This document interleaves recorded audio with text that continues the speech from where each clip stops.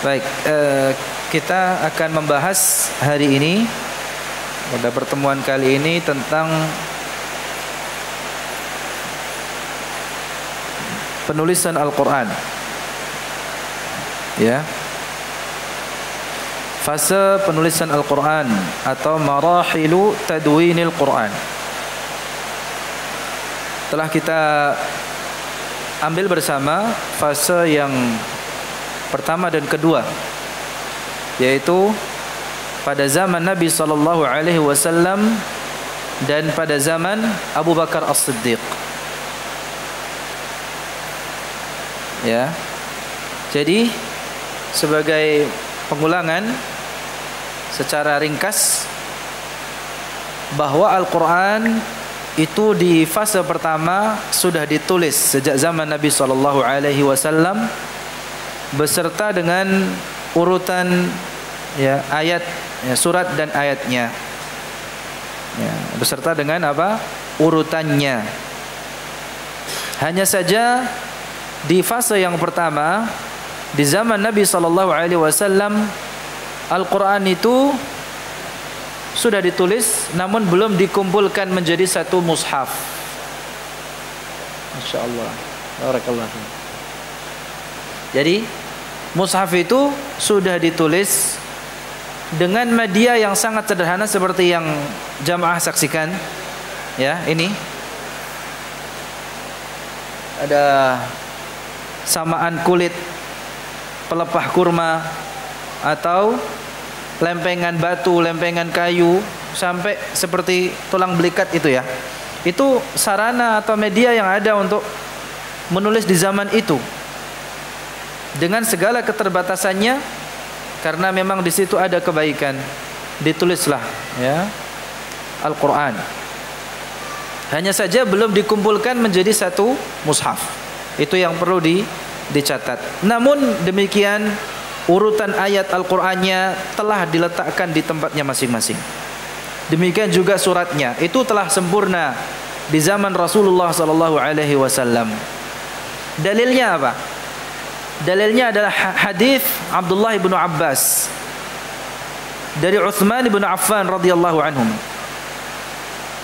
Kana Rasulullah sallallahu alaihi wasallam mimma ya'ti alaihi zaman wa huwa tanzilu alaihi as-suwar dhatul adad fakana idza nazala alaihi syai'u da'a ba'd man kana yaktubu fayaqulu da'u hadhihi al-ayah allati yudhkaru fiha kadza wa kadza. Rawahu Tirmidzi. Ya. Jadi di dalam hadis ini ya, kita dapati Rasulullah SAW memerintahkan agar para penulis wahyu itu meletakkan ayat ini yang telah disebutkan ya, yang akan disebutkan di dalamnya di sini. Jadi disebutkan ya peletakan ayatnya. Itu yang perlu dicatat di zaman Nabi SAW. Dan saat itu wahyu masih tetap terus turun ya. Kitabatu kulli maqta'in fawra nuzulihi baina yadayin Nabi SAW wal wahyu hadir. Ya. Setiap potongan ya itu ditulis ya seiring dengan turunnya Al-Quran, wahyu ya, Al-Quran di hadapan Nabi SAW.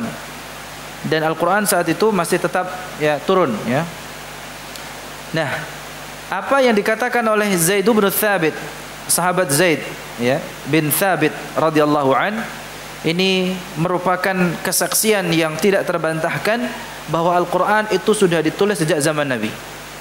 Beliau radhiyallahu anhu mengatakan, kuntu aktubul wahya, dulu aku menulis wahyu inda Rasulillah sallallahu alaihi wasallam, di sisi Rasulullah sallallahu alaihi wasallam, wa huwa yumli alayya, dan beliau sallallahu alaihi wasallam mendiktekan kepadaku, fa idza faraghtu, apabila aku telah selesai menuliskannya, qala iqra, Nabi sallallahu alaihi wasallam merintahkan untuk membaca, bacalah.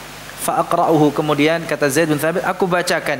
Fa in kana fihi saqtun aqamahu, jika di dalamnya terdapat kesalahan atau ada hal yang luput, maka Nabi sallallahu alaihi wasallam meluruskannya, ya, atau mengoreksinya. Thumma akhruju bihi ilan nas, kemudian baru, ya, Zaid bin Thabit radhiyallahu an sebagai penulis wahyu, ya, keluar dengan tulisan tadi untuk ditunjukkan kepada orang-orang. Baik, itu fase pertama. Fase kedua atau di marhalah tsaniyah, penulisan Al-Qur'an di zaman Abu Bakar As-Siddiq radhiyallahu an. Di zaman siapa? Khalifah pertama, Abu Bakar As-Siddiq radhiyallahu an. Jadi tidak ditulis ulang, maksudnya jadi tulisan yang ada disalin kembali. Jadi bukan menulis Al-Quran yang baru lagi, bukan. Jangan salah difahami. Jadi di zaman Abu Bakar itu apa? Dari lembaran-lembaran yang ada ditulis ulang kembali. Ya. Masih ingat apa yang menuntut, ya, Al-Quran itu ditulis kembali. Jadi di perang apa? Yamamah, para sahabat yang dikenal dengan huffaz sahabah, para penghafal Quran dari kalangan para sahabat, banyak yang gugur. Ya, ada sekitar kurang lebih 70 sahabat yang syahid, ya, di perang Yamamah itu, sehingga itu membuat khawatir sahabat Abu Bakar, sahabat Umar, ya, Umar bin Khattab merasa ini, tidak hanya Umar, para sahabat juga merasa tertekan. Itu menjadi pukulan berat, ya, ketika para sahabat yang dikenal dengan penghafal Al-Qur'annya, dan itu menjadi andalan, ya. Jadi sebenarnya kebutuhan tulisan Al-Quran di zaman Nabi sallallahu alaihi wasallam itu kecil. Kenapa? Karena para sahabat mengandalkan hifdzul Quran, menjaga Al-Quran itu fis sudur, di dada. Ya, karena memang, ya, di zaman Nabi sallallahu alaihi wasallam kenapa belum dibukukan? Sudah ditulis namun belum dibukukan. Nah, ini informasi yang penting untuk kita ketahui. Kenapa Al-Quran yang sudah ditulis sejak zaman Nabi sallallahu alaihi wasallam belum dibukukan, belum dijadikan atau dikumpulkan di dalam satu mushaf? Karena yang menjadi andalan, ya, para sahabat itu lebih mengandalkan hafalan di dalam menjaga Al-Quran. Karena para sahabat dikenal hafalannya yang kuat-kuat, ya. Muncul kebutuhan untuk menulis, untuk mengumpulkan Al-Quran. Jadi di sini, di fase yang kedua ini, tidak hanya ditulis kembali, tetapi ada tuntutan untuk mengumpulkan Al-Quran itu, dikumpulkan menjadi satu mushaf. Jadi ada mushafnya, ada kitabnya. Di samping nama lain dari Al-Quran adalah Al-Kitab, sebagaimana firman Allah, "Dzalikal kitabul la raiba fi." Jadi ada dasarnya sebenarnya, ya. Namun, ya, karena di fase yang pertama para sahabat itu lebih banyak mengandalkan hafalan di dalam menjaga Al-Quran ini. Namun di zaman Abu Bakar, ketika banyak para sahabat yang dikenal dengan penghafal Al-Quran, ya, itu banyak yang gugur di perang Yamamah, sehingga tuntutannya semakin besar, kebutuhannya mendesak untuk ditulis kembali agar Al-Quran itu tidak hilang, ya. Al-Quran itu tidak apa? Hilang seiring dengan wafatnya atau syahidnya para sahabat tadi, ya. Maka kebutuhan, di samping memang, ya, banyak ketika Islam sudah tersebar, ya, banyak kaum muslimin atau orang-orang yang masuk di dalam agama Islam itu dari kalangan orang ajam atau non Arab, yang mereka di dalam mempelajari Al-Quran itu tidak bisa hanya sekedar mengandalkan ingatan atau hafalan. ya, di dalam mempelajarinya butuh membaca tulisan. Ya, ini rahasia, bukan rahasia, karena sudah dibuka berarti bukan rahasia. Informasi yang ya penting untuk kita ketahui, ya. Kenapa di zaman Nabi SAW belum dikumpulkan? Ya, salah satu alasannya karena memang yang menjadi andalan para sahabat di dalam menjaga Al-Quran itu melalui hafalan. Ya. Nah, ketika sudah banyak yang masuk Islam, Islam sudah tersebar sehingga banyak yang masuk Islam dari kalangan orang ajam, bukan orang Arab yang memang ya orang Arab itu dikenal ingatannya yang kuat, bahkan sampai hafal apa nasab, ya.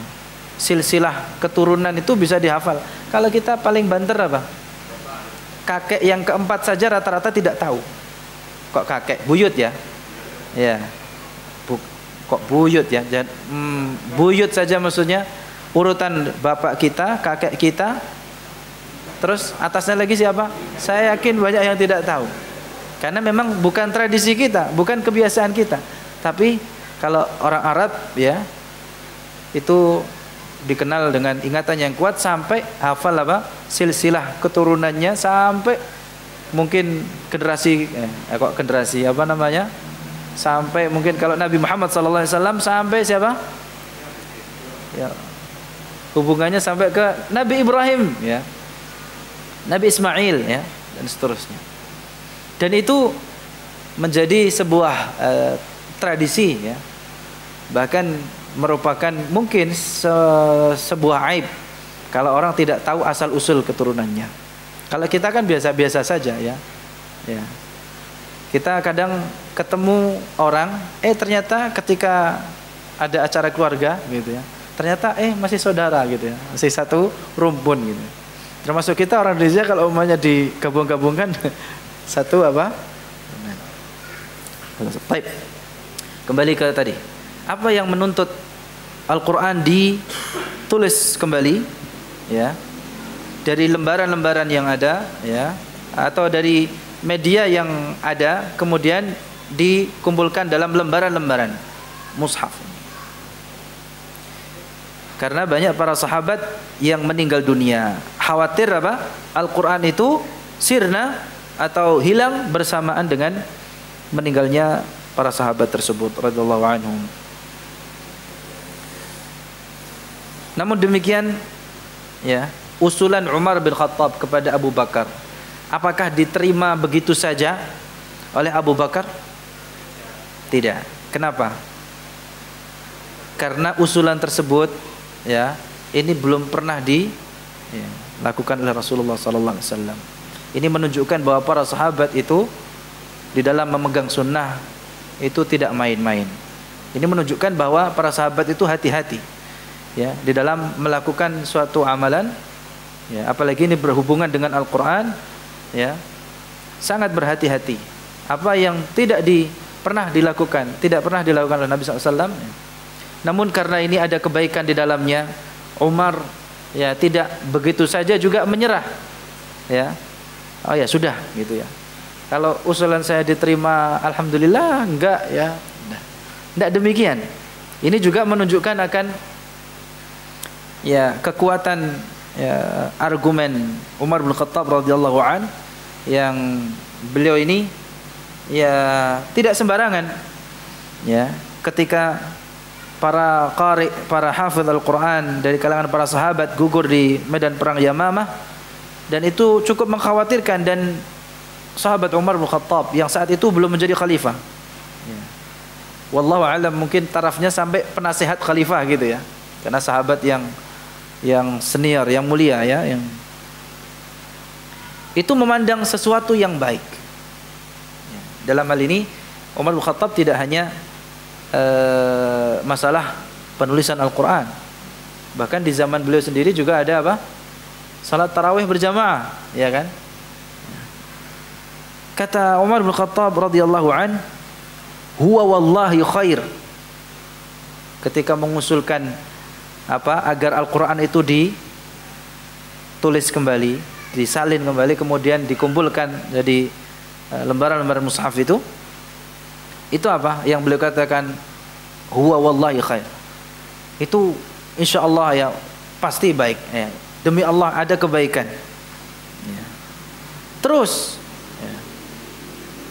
Sampai Allah Subhanahu wa taala melapangkan dada khalifah ya, Abu Bakar As-Siddiq.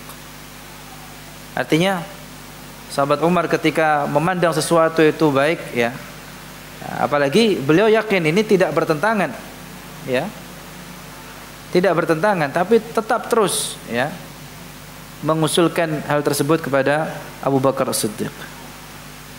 Sampai kemudian ya sahabat Abu Bakar pun ya lapang dada dan bisa menerima. Lapang dada di sini maksudnya menerima usulan Umar bin Khattab tadi.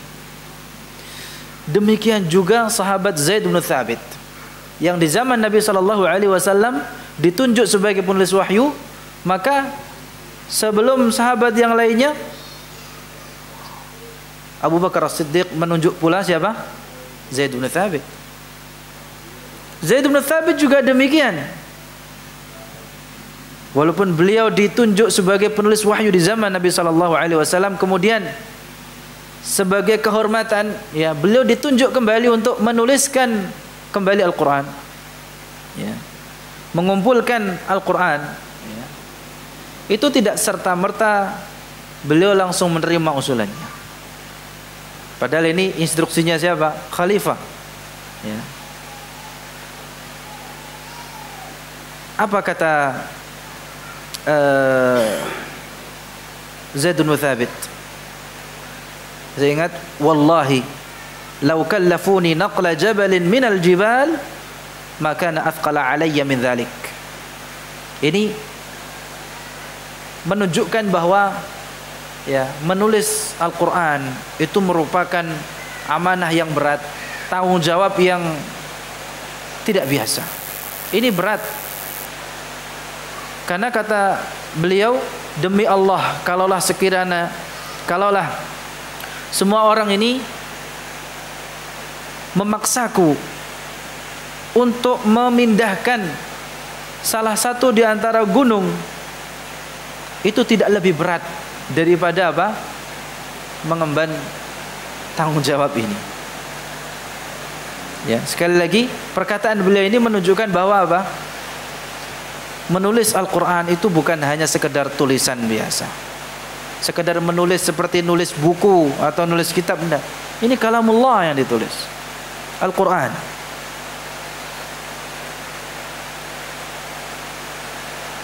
Kata beliau, kaifa taf'aluna syai'an. Nah ini, bagaimana kalian melakukan sesuatu lam yaf'alhu Rasulullah sallallahu alaihi wasallam, yang belum pernah dilakukan oleh Rasulullah sallallahu alaihi wasallam. Namun demikian sahabat Abu Bakar juga mengatakan hal yang sama dengan apa yang dikatakan Umar bin Khattab. Huwa wallahi khair. Huwa wallahi khair. Terus dibujuk Abu Bakar dan Umar ini membujuk sahabat Zaid bin Thabit sampai kemudian Zaid bin Thabit pun bisa menerima amanah tadi. Kemudian apa yang dilakukan oleh sahabat Zaid bin Thabit? Masih ingat? Apa? Ditelusuri kembali ya apa yang ada di hafalan para sahabat yang ada ya, apa yang itu yang menjadi manhajiyah di dalam penulisan Al-Qur'an di fase yang kedua ini. Pertama apa yang dilakukan? Jadi menelusuri apa yang ada di dalam hafalan para sahabat ya, fi sudurir rijal. Baru kemudian dan apa yang tertulis di zaman Nabi sallallahu alaihi wasallam. Kemudian apa yang ketiga apa? Yang menjadi setoran terakhir. Ya, yang itu ditelusuri dari apa? Setoran terakhirnya Nabi sallallahu alaihi wasallam kepada Jibril. Dan saking saking ketatnya ya penulisan Al-Qur'an ini apa? Setiap kali ya hendak ditulis atau dikumpulkan Al-Qur'an ini harus melalui 2 orang saksi. saksi laki-laki ya yang adil ya. Kalau laki-laki berarti sebanding 4 perempuan. Jadi 2 orang saksi ya. Hanya saja yang perlu diingatkan di sini ada 2 ayat yang ditulis oleh Zaid bin Thabit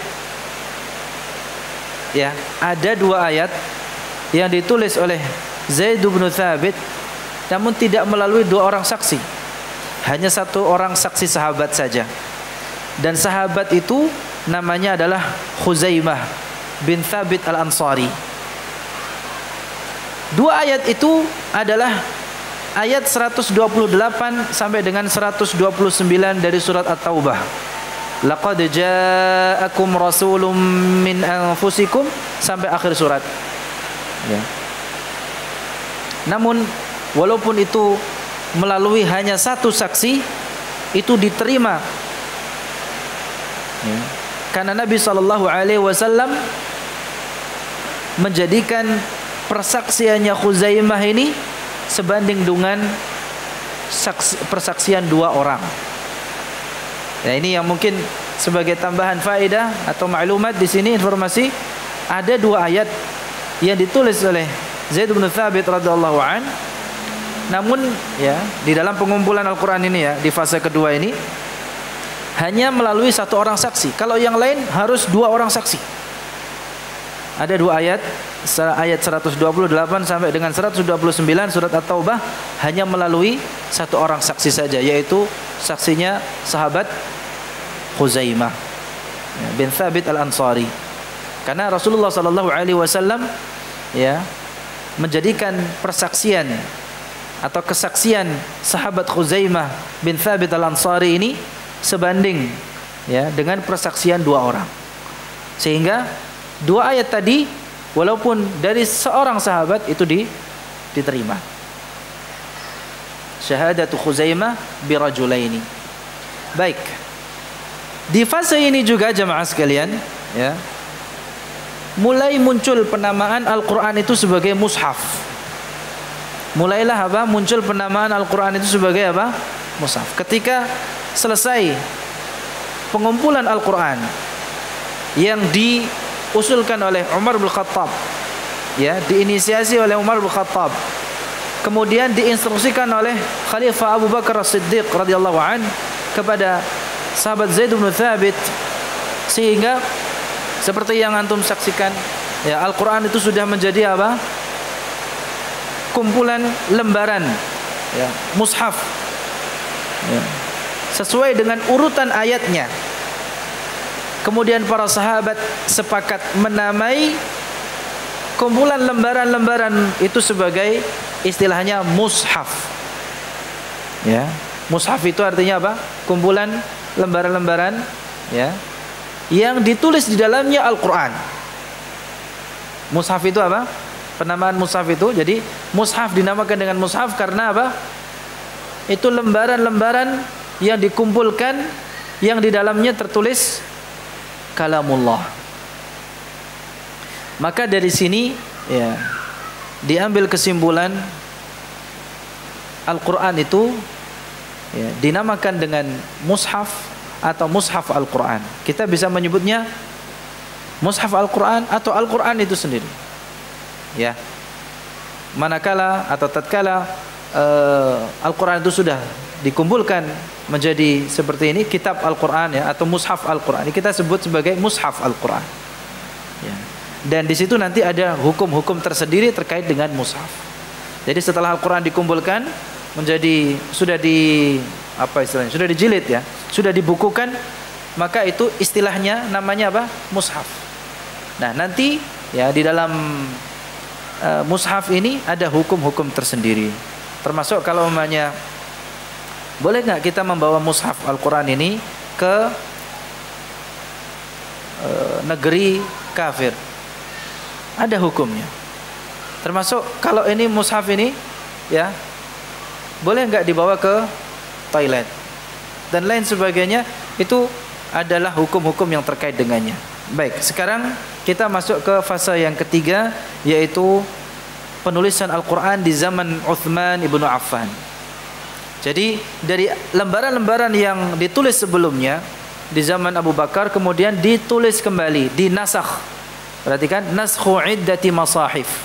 Jadi mushaf-mushaf, kumpulan lembaran-lembaran Al-Quran itu di zaman Abu Bakar kemudian dikumpulkan kembali. Nah, apa yang menuntut Al-Quran itu atau mushafnya ditulis ulang kembali di zaman Utsman bin Affan? Sekali lagi, kejadiannya itu juga ada hubungannya dengan pembebasan negeri kaum muslimin. Ya. Tatkala futuhat Islamiyah, ya, itu tersebar ke penjuru dunia, sehingga kaum muslimin itu tersebar di seluruh penjuru negeri kaum muslimin, negeri-negeri Islam. Ini di zaman Utsman bin Affan. Setiap negeri atau setiap daerah mengambil bacaan yang populer di sana, ya, tentunya melalui sahabat. Umpamanya sahabat yang ke Syam, maka di sana penduduk Syam memakai bacaan yang sahabat itu, ya, sampai di sana sesuai dengan bacaan yang dikenal di sana, ya.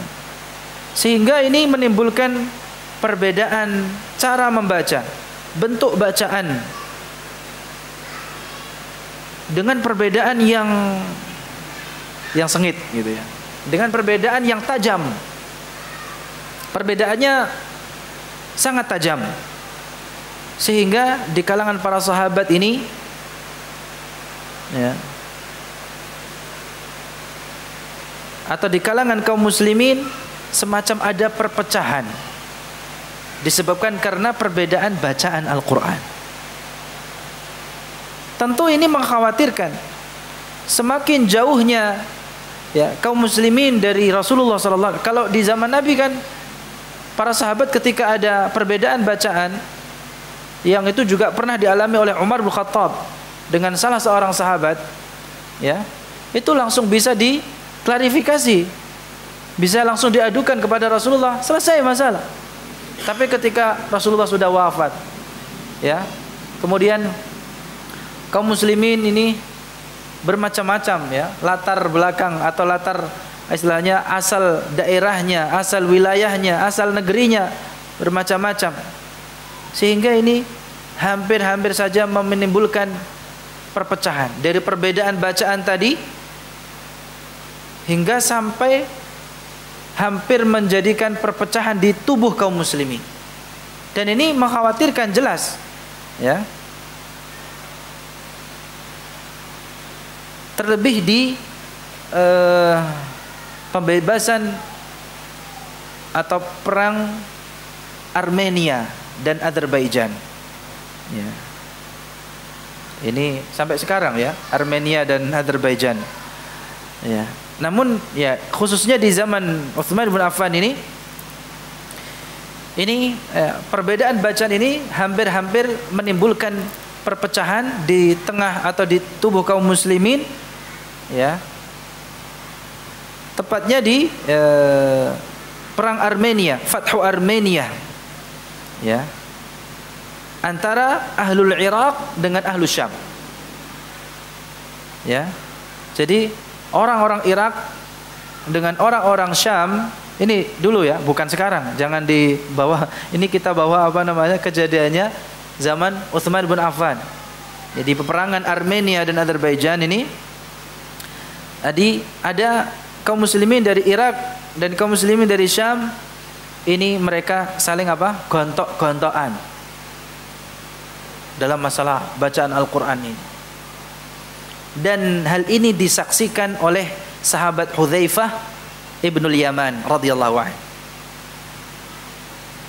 Siapa sahabat Hudzaifah?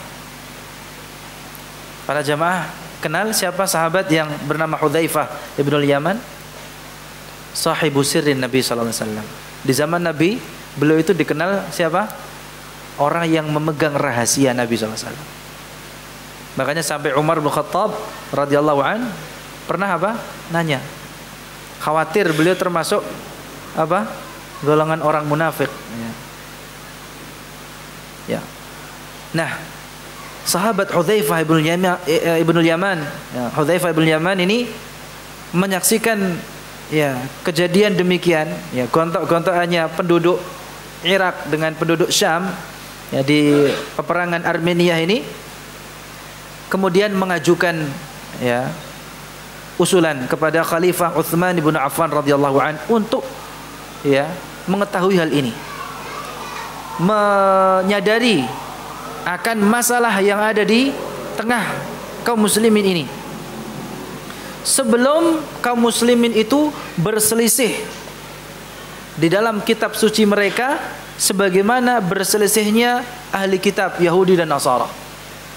Jadi sebelum terjadi itu, sahabat Hudzaifah ini berharap agar khalifah menyadari, kan masalah itu ya, kalau umpamanya kaum muslimin berselisih seperti halnya ahli kitab berselisih pada kitab suci mereka.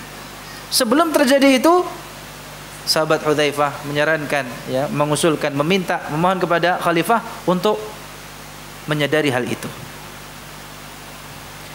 Sahabat Utsman mengajak musyawarah para sahabat sampai kemudian sepakat ya agar orang-orang atau kaum muslimin ini ijma' ya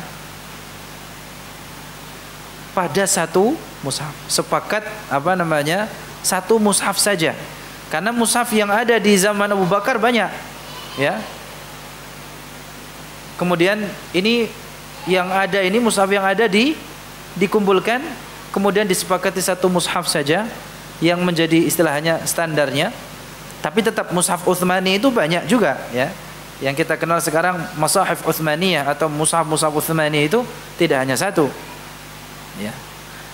Jadi ada satu standar yang disepakati yang ditulis dengan satu huruf. Maksudnya satu huruf ini satu bahasa Quraisy gitu ya. Kemudian mushaf-mushaf yang lainnya dibakar. Dimusnahkan dengan cara apa? Dibakar. Dari sini kemudian pun ada sunnah Khulafaur Rasyidin apa? Ketika hendak memusnahkan mushaf yang tidak dipakai dengan cara dibakar. Ya. Kita sekarang tidak masuk pada huruf yang dipakai atau bahasa yang dipakai tadi kan saya sebutkan apa? Bahasa Quraisy. Ya. Di zaman Utsman ini. Yang mushaf itu dijadikan standar penulisannya. Ya, intinya mushaf-mushaf yang ada itu dikumpulkan kemudian disepakati satu mushaf. Ya. Kemudian sisanya atau mushaf yang lainnya yang telah dikumpulkan dari kaum muslimin itu dimusnahkan dengan cara dibakar. Ini kronologinya seperti itu ya. Sehingga ditulis kembali Al-Quran, dikumpulkan kembali untuk kali yang kedua. Kalau ditulisnya berarti untuk kali yang ketiga. Dikumpulkannya untuk kali yang kedua. Ya. Makanya di sini disebut naskhu. Artinya apa? Menyalin. Ya, jadi dari yang sudah ada itu disalin. Kan menyalinnya tidak seperti kita zaman ini. Di-scan atau di apa? Fotokopi. Jadi satu kitab, banyak kitab gitu. Enggak seperti itu. Menyalinnya tulisan itu dulu ya ditulis ulang kembali tanpa mengurangi atau menambahi apa yang sudah. Dan dari sini kita dapat mengambil pelajaran bahwa penulisan Al-Quran di zaman Utsman itu bukan penulisan yang baru. Maksudnya apa? Ditulis dengan tulisan yang baru atau Al-Quran yang baru dengan ditambahi, dengan dikurangi, tidak. Sekali lagi, janganlah kita menganggap bahwa tulisan Al-Quran di zaman Utsman ini itu tulisan yang berbeda dengan tulisan-tulisan Al-Quran sebelumnya. Ya mungkin berbeda karena tadi jadikan satu huruf yang disepakati. Jadi ada standar penulisan yang disepakati. Ya. Namun jangan dianggap ya bahwa tulisan Al-Quran di zaman Utsman ini sudah ada pengurangan atau bahkan penambahan. Sehingga Al-Quran yang sampai kepada kita dengan standar penulisan atau standar rasm Utsmani itu kemudian dianggap sudah ada pengurangan atau penambahan di dalamnya. Ya. Karena kalau kita ikuti ya sejarahnya tidak demikian. Ya. Tidak ada pengurangan atau penambahan dari tulisan yang ada di ini, hanya menyalin kembali. Ya. Naskhu iddati masahif minas suhuf. Ya. Jadi dari lembaran-lembaran mushaf yang ada di zaman Abu Bakar disalin ulang, disalin kembali ya menjadi beberapa mushaf yang disepakati standar penulisannya. Nah, di zaman Utsman bin Affan radhiyallahu an, setiap mushaf yang ada yang sudah disepakati, distandarkan penulisannya dikirim ke penjuru negeri kaum muslimin. Coba lihat gambaran ini ya. Kalau kita perhatikan ini di dalam pengiriman mushaf ya. Itu diiringi dengan utusan. Ada sahabat yang menjadi muqri atau qari ya, dia yang guru yang mutqin tentunya, yang menguasai mushaf tersebut untuk mengajari Al-Quran tersebut di negeri yang dikirim kepadanya mushaf Al-Quran. Jangan disamakan dengan pengiriman barang atau kitab saat ini melalui gosen atau apa itu ya. Ya, tinggal COD nanti. Enggak. Jadi coba perhatikan itu ada kotak yang tersimpan di dalamnya apa? Mushaf. Ada penunjuk jalannya. Kemudian yang di belakangnya itu adalah ya guru. Jadi sekaligus diutus apa? Gurunya sekaligus. Ya. Jadi tidak dikirim ke penjuru negeri kaum muslimin umpamanya di sana, kemudian suruh belajar sendiri, enggak. Jadi ketika mengirim mushaf ke negeri tertentu, diutus pula lah sekaligus apa? Gurunya gitu. Ini gambaran ini menunjukkan kepada kita ya bahwa memang di dalam mempelajari Al-Quran itu tidak hanya bisa hanya dari mushaf. Harus ada guru yang mengajarkannya. Tidak bisa dengan mushaf yang ada kita belajar sendiri, tidak bisa. Ya, harus ada guru. Dan inilah yang ini semacam manhaj ya, metode yang dipakai di dalam pengajaran Al-Quran. Jadi tidak suruh belajar sendiri. Coba perhatikan. Saya lupa bawa pointer ini. Sudah ya, saya tunjuk gini saja. Ini dari Madinah Munawwarah ya, pusat pemerintahan ya, yang di kota Madinah itu ada Khalifah Utsman bin Affan.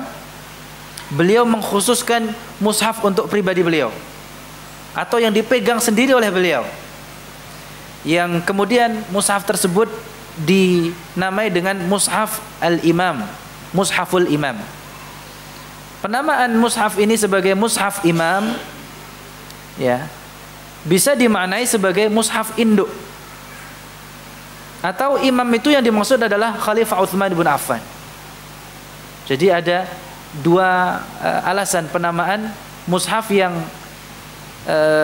dipegang sendiri oleh khalifah itu sebagai mushaf, namanya mushaf imam. Selain mushaf yang dipegang sendiri oleh beliau, ada riwayat juga yang mengatakan ada juga mushaf yang dikhususkan untuk penduduk Madinah. Makanya disebut dengan mushaf Madani. Mushaf apa? Madani. Kemudian di antara mushaf Utsmani yang dikirim ke Mekah juga ada untuk penduduk Makkah, yang nantinya disebut dengan mushaf Makki. Kemudian juga ada yang dikirim ke Syam, ada yang dikirim ke Kufah, ada yang dikirim ke Basrah, dan ada yang dikirim ke Bahrain. Sesuai dengan apa penduduknya di sana ya. Dikirim ke daerah-daerah tersebut atau wilayah-wilayah atau negeri-negeri kaum muslimin tersebut sesuai dengan penduduknya di sana. Nah, coba ada berapa mushaf berarti? Kalau di total semua ya, ada yang mushaf yang dikhususkan, mushaf imam yang dikhususkan oleh beliau pribadi, khalifah pribadi. Kemudian ada untuk penduduk Madinah, penduduk Makkah. Kemudian mana lagi? Syam, Kufah, Basrah, Bahrain, Yaman. Ada berapa? 8 ya. Namun demikian ada khilaf ya di kalangan para ulama berapa jumlah mushaf Utsmani itu. Ya. Kalau kita lihat di sini ada sekitar berapa? 7 atau 8 ya, 8 mushaf. Jadi ada beberapa pendapat ya. Yang rajih bahwa mushaf Utsmani itu jumlahnya ada 6. Mushaf Imam, mushaf Madani yaitu mushaf yang dikhususkan untuk penduduk Madinah, mushaf Syami, mushaf yang ditujukan untuk penduduk Syam, mushaf Kufi untuk penduduk Kufah, mushaf Basri untuk penduduk Basrah, mushaf Makki ya. Mushaf untuk penduduk Makkah, namun ini yang diperselisihkan. Mushaf Makki ini yang diperselisihkan. Ada perselisihan ulama dalam itu. Jadi ada yang mengatakan jumlah mushaf Utsmani itu 4, ada yang mengatakan 5, ada yang mengatakan 6, ada yang mengatakan 7, ada yang mengatakan 8.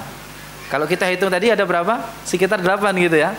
Ya, namun yang rajih, yang kuat dalam hal ini dan yang populer di kalangan para ulama ahli qiraat, jumlah mushaf Utsmani itu ada 6. Wallahu taala a'lam.